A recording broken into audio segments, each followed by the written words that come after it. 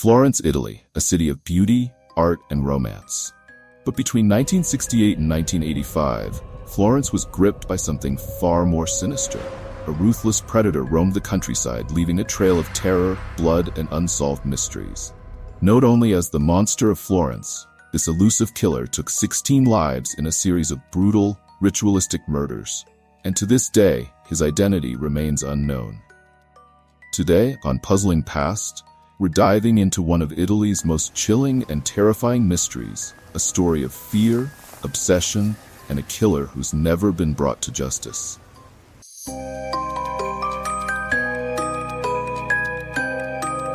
The killings began in 1968 in the scenic Tuscan hills.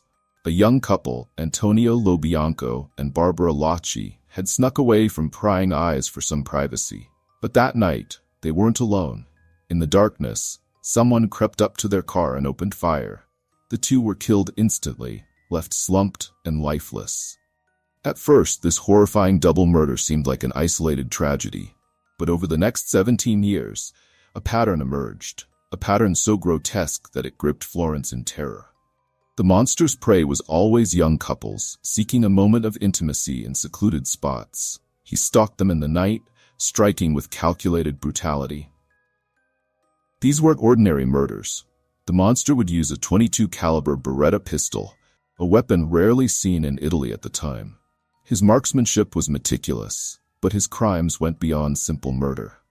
Each time, after shooting the couple, he'd mutilate the female victims in a ritualistic way, so precise and so cruel that it seemed almost purposeful. As the years went on, the terror in Florence grew. Parents warned their children, lovers met only in public, and the people of Florence began to fear the night. Many believed the monster was a local, someone who knew the area well, who could blend into the crowd unnoticed. But who could commit such atrocities? In 1981, two more lovers, Stefano Baldi and Susanna Cambi, were slaughtered in their car, their bodies left in a scene that could only be described as horrific. By this point, the Italian authorities realized they had a serial killer on their hands, one who seemed to strike every few years with relentless, chilling precision.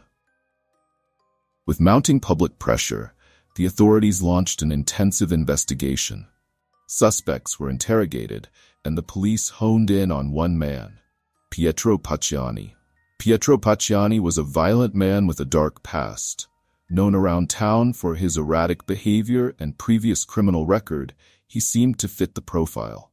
In 1993, he was convicted of the monster's crimes, but his conviction didn't bring the relief the public expected.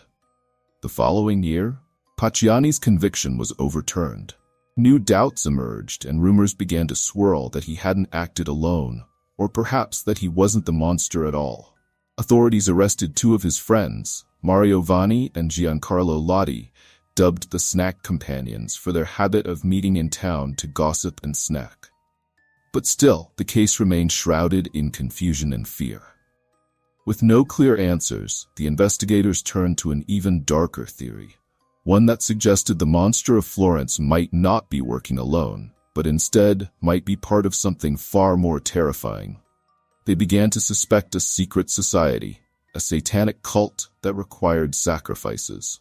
According to this theory, the murders were part of ritual sacrifices committed by a group obsessed with inflicting pain and taking life.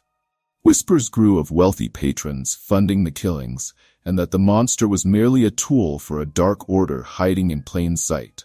But no hard evidence was ever found, and every lead seemed to evaporate just as it appeared. Despite decades of investigation, multiple arrests, and countless theories, the case of the Monster of Florence remains one of Italy's greatest unsolved mysteries.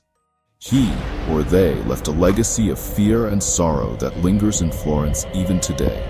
16 lives taken, 16 families haunted.